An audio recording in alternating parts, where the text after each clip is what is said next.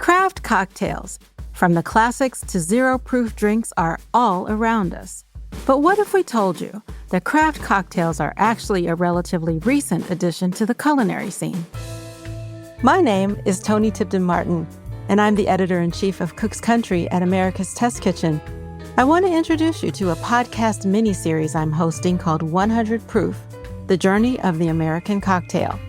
Over 6 episodes, we'll look at how mixed drinks offer us a window into what was happening in America during the dawn of the cocktail.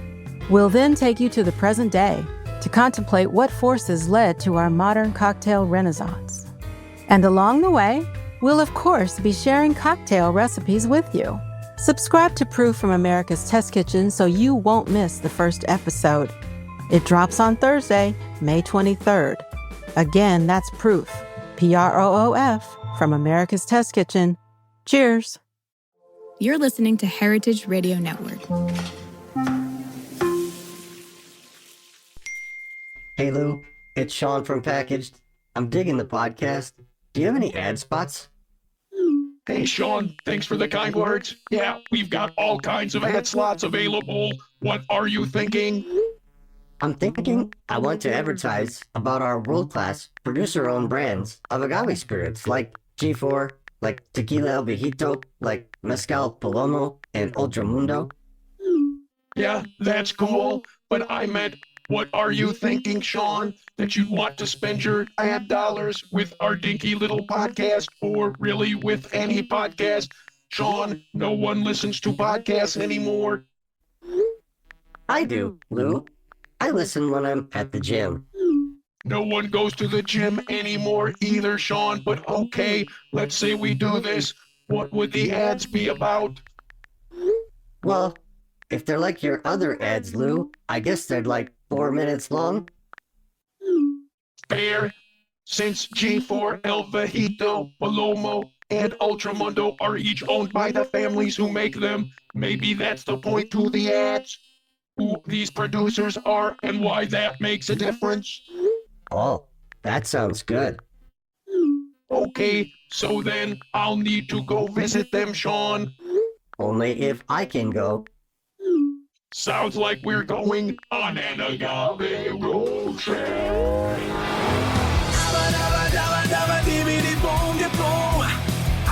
Road Trip. Agave Road Trip. I'm Lou Bank. I'm William Behan. And this is Agave Road Trip, the critically acclaimed award-winning podcast that helps green gags, bartenders, but artists, and agave spirits in rural Mexico. Do I call you William or Bill while we're recording? Bill, you can call me Bill. I can call you Bill while we're recording. Now that you've said William, Yep. We're good. Okay. Bill, you and I recorded an episode when we accidentally ran into each other at the Discus Conference in San Diego like 2 months ago, right? Yes. Right.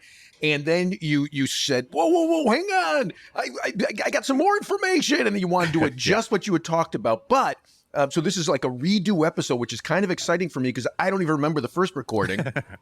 I don't think anyone else does either. No, they certainly don't. Maybe Roy will. But I had road tripper Nathan Mealey check in with me to ask. Well, I'm going to just let him ask it. If you spend any time reading or listening to about the world of mezcal, you know that not every brand is, for lack of a better term, doing things the right way, right? Whether that's how they are producing the mezcal, or how they're treating the environment, or how they're treating the people who are making the mezcal, right? Or the communities where the mezcal is coming from. And there's no question that part of what makes mezcal so exciting is the whole story, where it comes from, the people making it, as well as what's in the glass, right?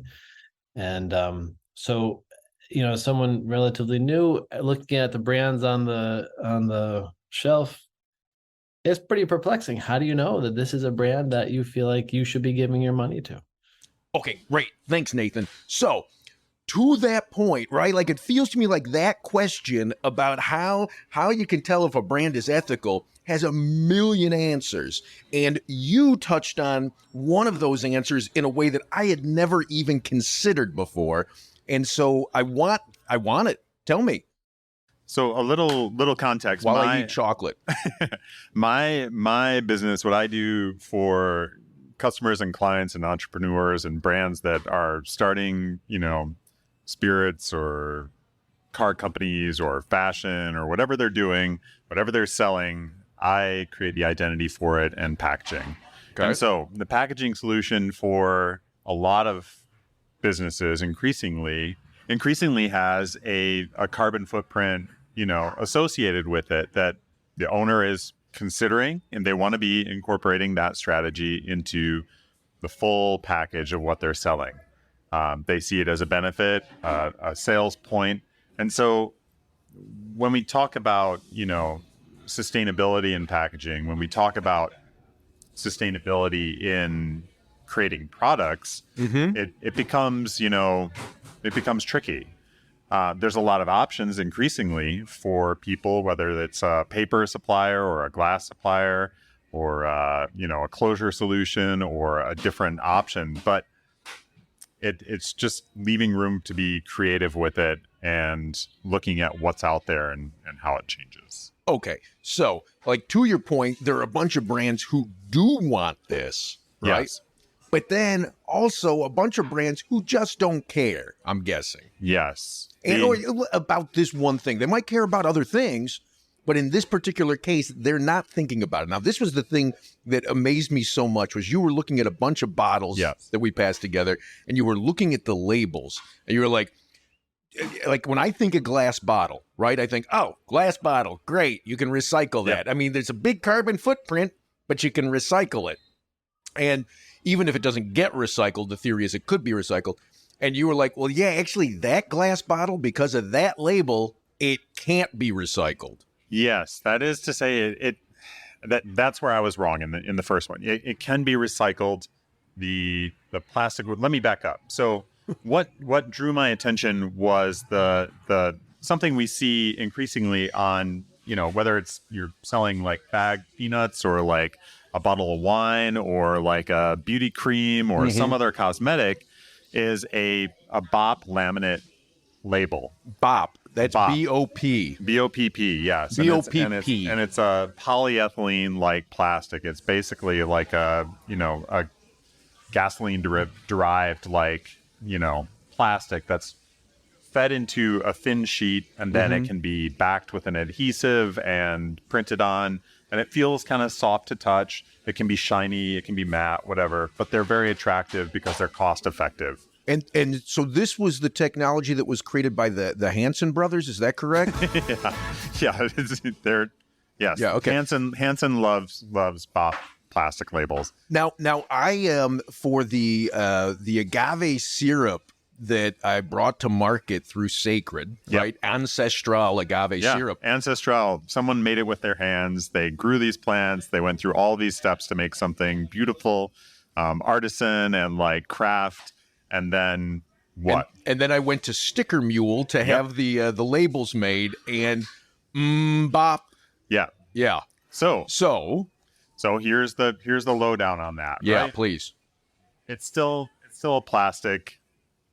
It can be recycled, but the problem with them is they need to be pulled off of the package in order to be processed properly. So with the label, the BOP label on top of the glass bottle, together the two are not recyclable, but if I separate the two, I can separately recycle them. Yeah, in theory. The glass would be recyclable because the plastic would burn up in the recycling process of the glass.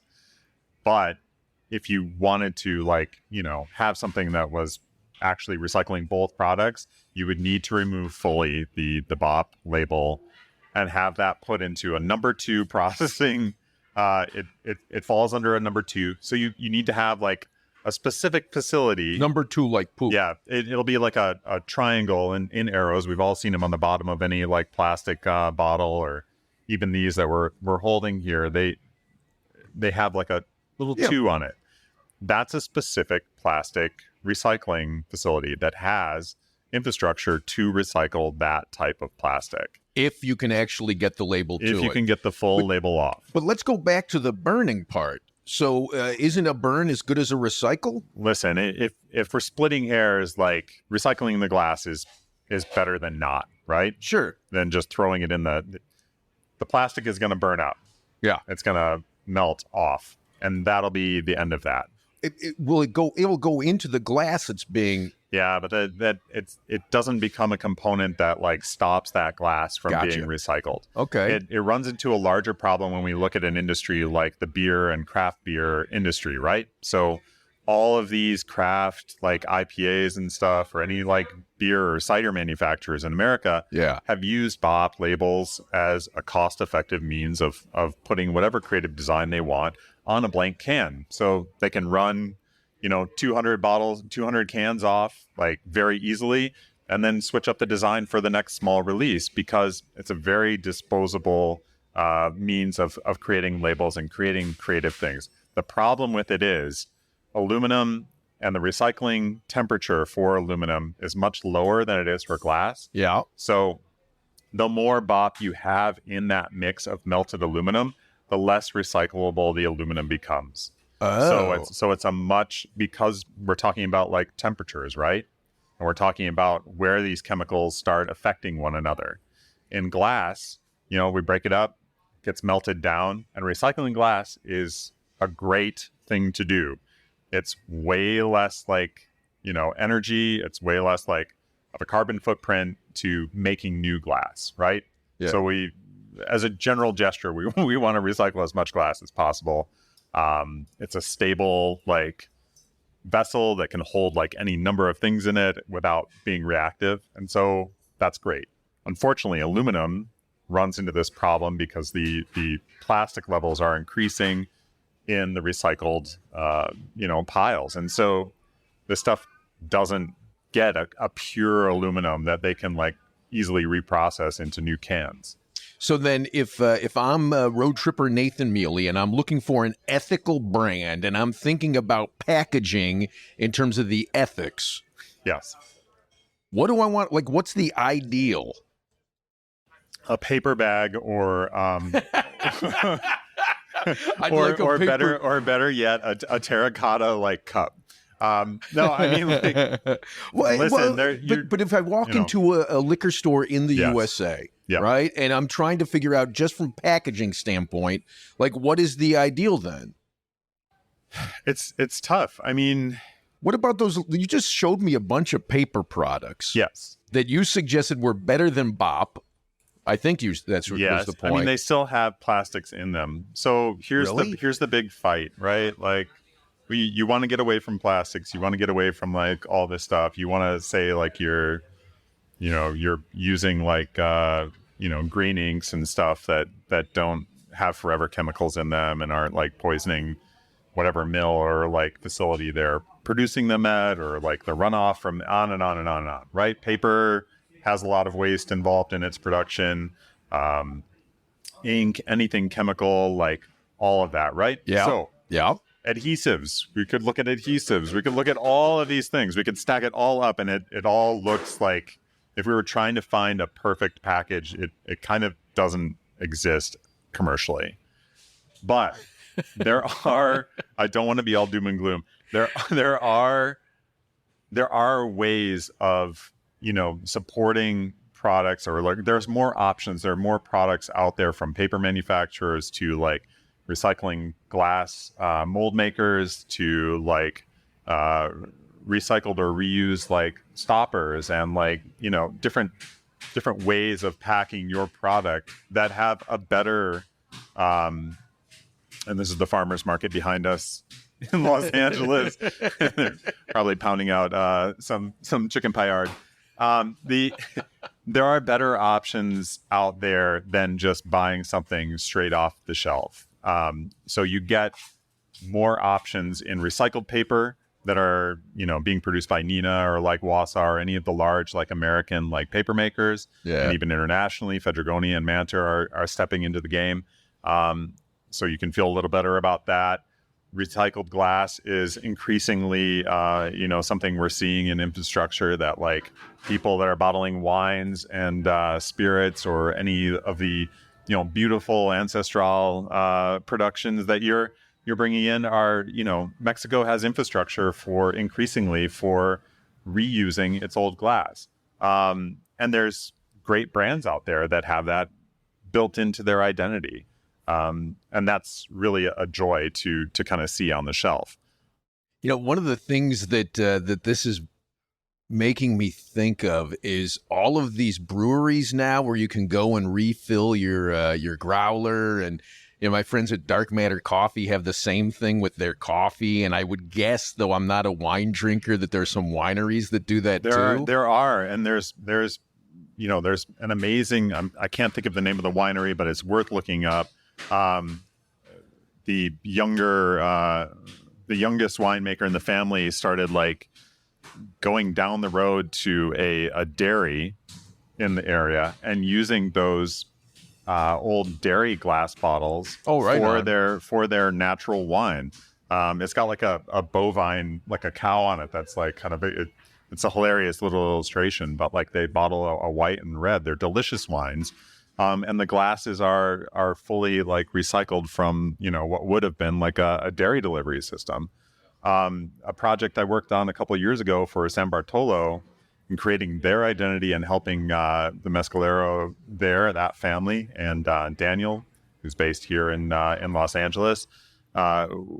We went to a used or recycled baguettes agave fiber label, which is, you know, again, like offsetting some of the waste from the production of, and now he's further taking that to the family's village in San Bartolo to see if they can build a press and start making paper and employ more people in the neighborhood, the community. That's nice. And also like close up another cycle of his package.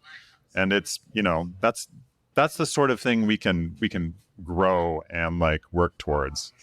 Cool. I love that. So any other thoughts on this that you think Nathan would want to know about? I think there's a lot of options out there for everybody. I think there's always a creative solution for like solving a package that can still look beautiful and function for consumers. Even your fascination with chocolate.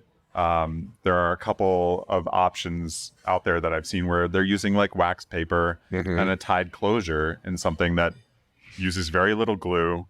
There's no aluminum or like metal in it at all. Yeah. And it still is a beautiful package that tells the consumer, it tells that story, right? So when we think about these things, we're really talking about like creating almost like the bookends or the dust jacket of like what that product is and how it tells its story. And if there's a way to combine our care for what the product does and how it looks and succinctly communicate that message or that story, then I have to believe that it's out there. And that's part of the challenge and the enjoyment of what I do. Nice. You know, the only thing that I would add to that is, hey, Nathan, chill out, man. Like, nothing, unless you're growing it in your backyard, you're going to have some kind of carbon footprint to it. And, you know, and it's great to try and move away from that, but don't lock yourself up in your house and move away from beautiful experiences because of the fear that you're doing some damage is what I would add. No, or innovate something new. You know, that exploration can lead, you know, that's where change happens. That's where we start working with different printers or paper makers or glass manufacturers. People invest their time and energy into this for the future, and it's certainly worth it. Cool. Well, I think we will call that a wrap, Bill. Thank you so much for redoing the episode with me and doing it in such a beautiful outdoor venue. And hey, I'll catch you later down the road. Thanks so much, Lou. Hasta pronto.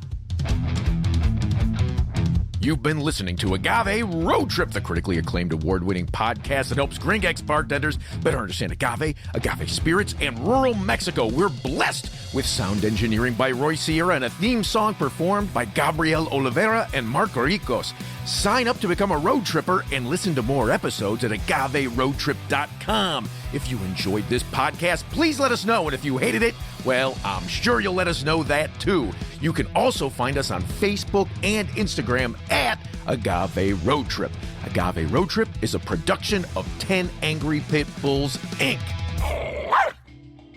Agave Road Trip is powered by Simplecast. Thank you for listening to Heritage Radio Network. Heritage Radio Network is food radio supported by you. For our freshest content, subscribe to our newsletter. To subscribe to the Heritage Radio newsletter, enter your email at the bottom of our website, heritageradionetwork.org. Connect with Heritage Radio Network on Instagram and Twitter at @heritage_radio. You can also find Heritage Radio Network at facebook.com/Heritage Radio Network. Heritage Radio Network is a nonprofit organization using the power of educational storytelling about food to build a more equitable, resilient food system. Heritage Radio Network couldn't do that without support from listeners like you. Become a part of the world's most innovative community today. Subscribe to the shows you like. Tell your friends. And please join the Heritage Radio Network family by becoming a member. To become a member of the Heritage Radio Network, click on the beating heart of our homepage. Heritage Radio Network can become addictive. Programming you hear on Heritage Radio Network might lead you to eat, drink, and listen to more programming on Heritage Radio Network. If you drink, please do not drink and drive. Drink responsibly. Drive responsibly. Eat responsibly too. And listen to Heritage Radio Network responsibly. To listen to Heritage Radio Network responsibly, wear protective earbuds. While wearing protective earbuds, do not drive. Do not walk either. Sit in a comfortable chair. If that comfortable chair has a hard seat, please remember to stretch every 30 minutes. If you stretch every 30 minutes, please stay within your defined stretching capacity. And consult a doctor who specializes in stretching. If you don't have a doctor, maybe Dr. Ryan Acock, the Cocktail MD, can help you out. Thanks for listening. Agave Road Trip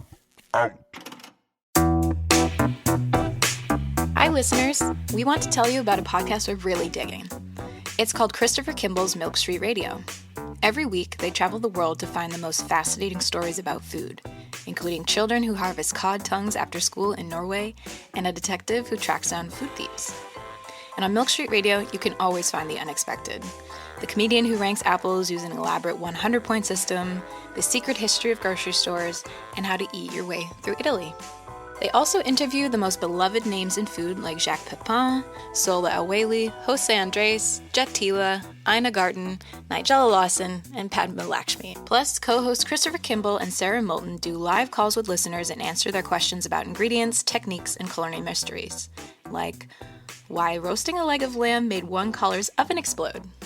Ever wonder why your bread won't rise or your souffle falls flat? Chris and Sarah have the answers. You'll also hear from a rotating cast of contributors, including Kenji Lopez-Alt, Cheryl Day, Dan Pashman from The Sporkful, and Alex Ainuz, a French guy cooking from YouTube. Take a listen at 177milkstreet.com/radio or just search your podcast app for Milk Street Radio.